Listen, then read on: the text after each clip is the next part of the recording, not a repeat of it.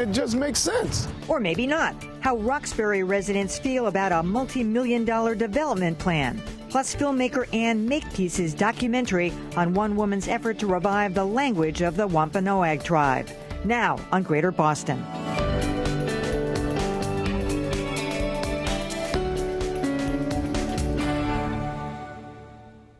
Good evening. The quest to rejuvenate Roxbury's Dudley Square neighborhood just got a major boost. The city has okayed $95 million in new development along Melnia Cass Boulevard, which could transform that stretch from an afterthought to a destination.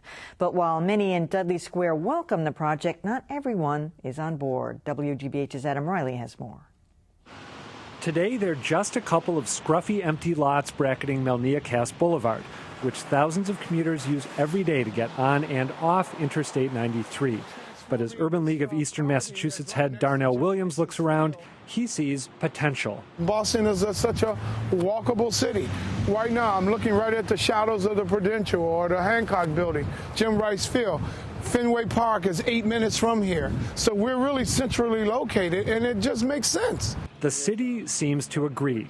Boston just gave the go-ahead to two developers who plan to transform this area by building a hotel, restaurants, and residences, and expanding the popular tropical foods supermarket. If all those cars driving past start stopping, the project and the neighborhood could thrive.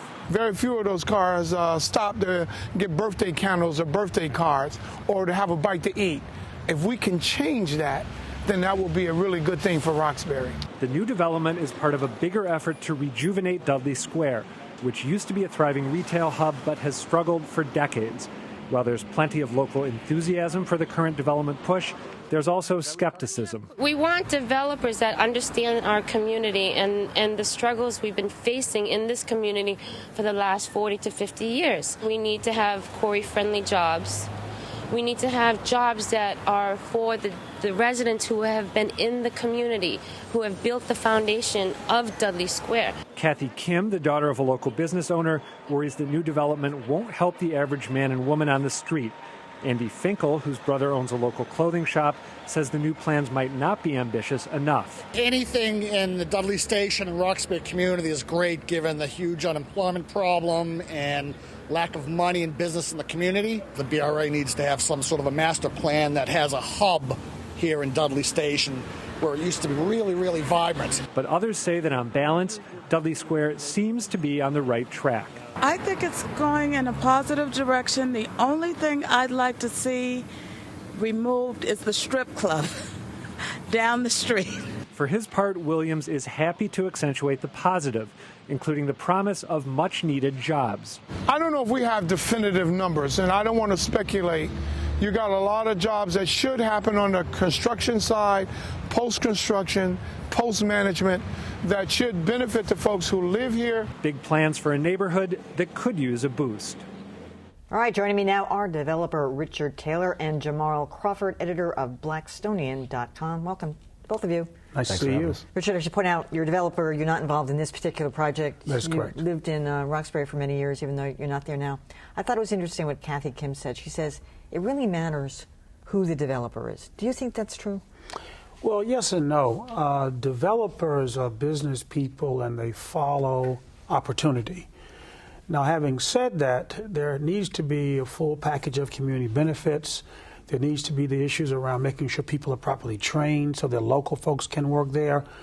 But you got to understand the business of the business first and then add the community benefits. Yeah, because she's saying, well, it has to be quarry friendly. She's saying, look, you know, there's an influx of people every year that come back out of jail into that community. She says, those guys need jobs too. And I share the quarry friendly point because there are so many young people who can work in those locations and who have the talent and who want to go to work. And if they don't have options, they'll return to places that they're familiar with. Can you get a guarantee from a developer up front about something like that? I don't think you can get a guarantee, but you can have them with programs, train people, put them through some modules so when they come out of a program, you're comfortable that who you're hiring is someone that can work there. I think you can make that happen. All right, Jamal, you're not a naysayer, I know that, but you have a couple concerns here about the project. I'm a bit cynical. I mean, from what I've witnessed in Boston, when I worked in the city of Boston, and then, also in my work as an activist, we get a lot of these promises and, hope for better future and better Boston, and it just never seems to pan out that way. So some of the concerns that Ms. Kim expressed are ones that I share as well.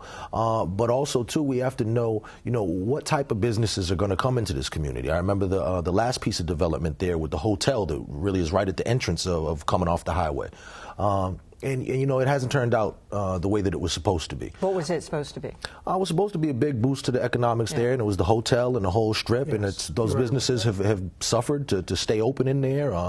You have a problem with panhandling right there at the thing, prostitution even, and likely in Dudley and the surrounding areas, you have a big problem with drug addiction and alcoholism and open loitering that are fed by a lot of different issues. Well, this is massive compared to that other project, though. And that, I think, is the point. The hotel was really isolated. Yeah. This is a case where big is better and more is better. The only thing that drowns out the issues you were speaking of is significantly more housing, which increases the effective buying income for that trade area. When that happens, the noise and the distractions move and they find other places. I share your concern about what happened previously, but I think it was an isolated development. This is not. Ferdinand Building is plugging the second big hole in the city, which is critical, and you move from the Ferdinand right to Melnia Cass. I'm optimistic about it, and I think it's going to do well for the community. Some of the other concerns, so then I think you might have this one as well, Jamal, is about, you talk about the noise. I know you meant that in a general, but a lot of people say, wow, it's just a really noisy, because Melnia Cass isn't going to go away, so is it really going to attract people who want to live there? I mean, they're going to have some low-income housing, but they're going to have regular renters and condos, I think, as well. Well, that's probably my biggest concern is really the factor of gentrification in our community that's happening. Roxbury is shrinking on all sides. So it's turning more into the South Indy over here. It's more JP-ish over here. And, we're... You say like that's a bad thing. Well, as a person who, my family bought our house off of Humboldt Ave in 1938. So we have a stake in the community, which is why I coined the term Blackstonian. And it just seems that there are some efforts to kind of push us out in a lot of ways, and that things are being priced out of the average working, family, particularly single parent households, and with the economy in the state that it is, situations with employment and so on and so forth. I think that in the next 10 years, that area is being primed, for us to not be there any longer. Well, I think you're going to progress. I recall when I started in Dudley in the early 70s, there were a number of young African-American students from Harvard Medical, Harvard Dental, and Pharmacy who wanted to live in Highland Park. A lot of those people have stayed. Some have come back, attracted others. So I think you're going to have a different kind of mix. One of the other concerns is that a lot of folks who started in Roxbury are leaving Roxbury. This might attract some of them back. You have the transportation with the Silver Line. Dudley was formerly redone over beautifully. I mentioned the Ferdinand earlier. I think you're going to have a mixed community, but it's also going to be mixed economically. The purchasing power is what's got to make that community different.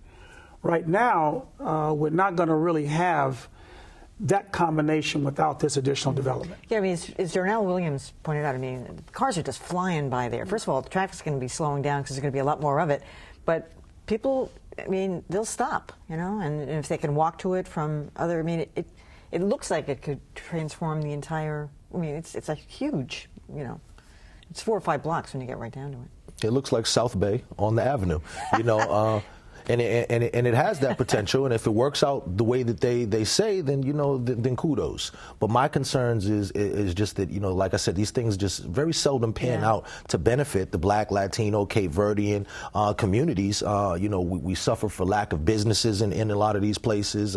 Even in the Grove Hall Mecca or South Bay, you have virtually no Black-owned or Latino-owned businesses. And when a lot of these corporations will come in, I mean, maybe this might even renew a Walmart bid to want to come into Roxbury or what have you. So there's a lot of ifs that are out there that just give me a little bit of concern. And, all we can do at this point is just watch it and, and be vigilant. And if there is something that we see to be problematic, Mr. Taylor and others who have expertise in the field, should be able to offer some advice and some critique based with some actual data. I did want to compliment you on one point, though. The small business development and innovation, there are a number of people who are talking about such a center in the Ferdinand building, so that our young kids are just not users of applications, but can, in fact, design and develop applications. IBM is not coming back to Roxbury. We need to encourage entrepreneurship among our young people, and a number of folks who are part of this plan are committed to that. All right, Jamarl Crawford and Richard Taylor, sorry. Thank you so much. Thank you, Emily. Yes, indeed. Thank you. All right, when we continue, what happens when a whole language disappears? You'll find out from Jared Bowen after this message from WGBH.